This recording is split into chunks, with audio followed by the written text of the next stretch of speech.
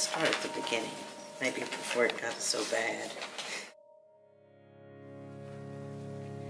This book is property of Addie Marie in-law, 1929. So she was 10 from 29, she was 19.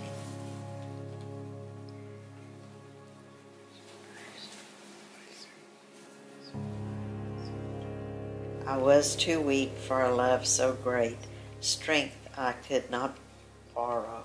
So love passed by me and left me just strong enough for sorrow. Huh.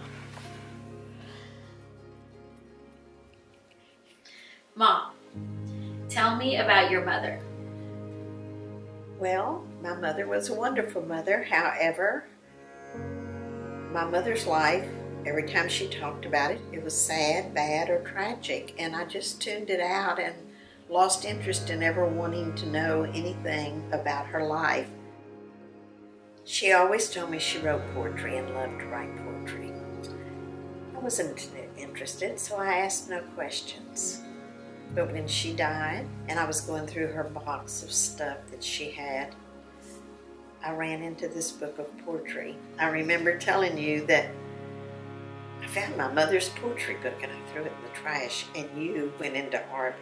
You called, or had me call, the people at her apartment to make sure they did not throw that trash out before I could get back over there and dig that poetry book out of the garbage, which I did. And I read through the whole book, and it made me cry because it brought back a lot of things my mother had told me that I ignored. When I'm with you, I know the joy of love so sweet and true.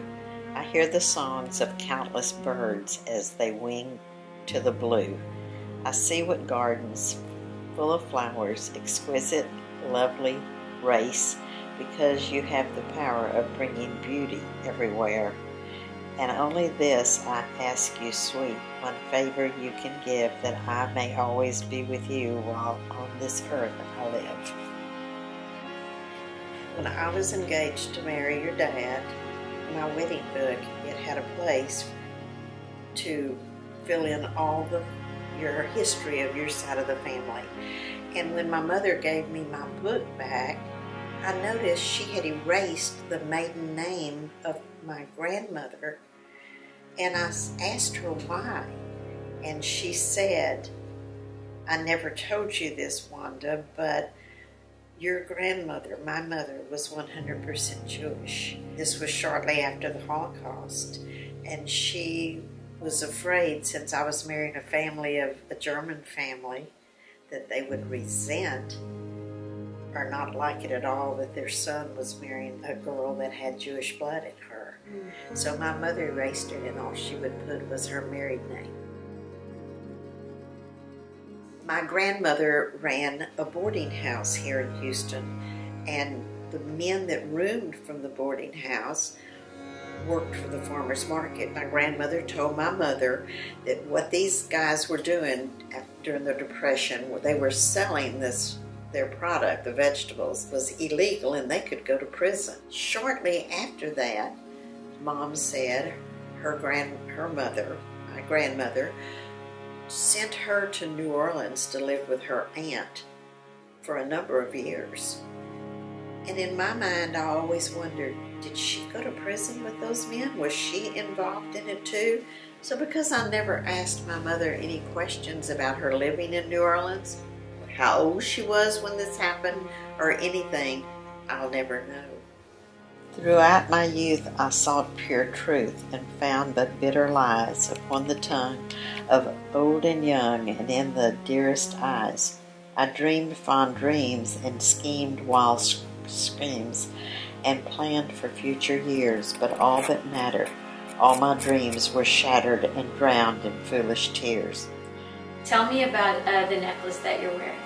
Oh, this was my mother's watch. She wore this, cannot even tell you how many years my mother wore this watch, and it's on a chain, and it has a cross and a heart on it.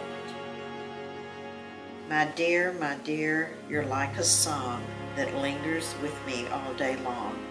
You thrill me with your tenderness, you thrill my life with happiness. You smile and gently take my hand. I know you always understand. And when you kiss me, hold me near. I know I love you, just you, my dear.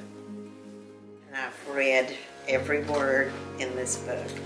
And the more I read it, everything that she had tried to tell me as a young lady that I wasn't interested in and didn't want to hear was in this portrait, because it was about the man that she loved on the day she died.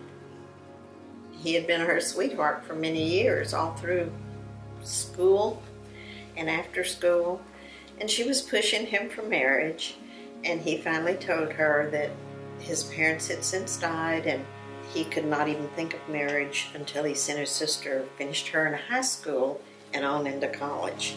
My mother turned around and walked away, and consequently married on the rebound. And that was a sad story. And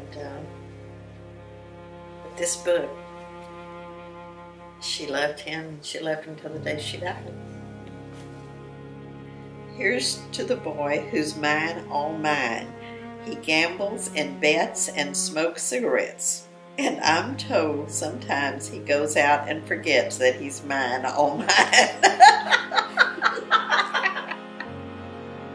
Don't ever hesitate to be interested. I know as young people we're not interested in our family and what happened yesterday and every day, but I promise you someday you will be.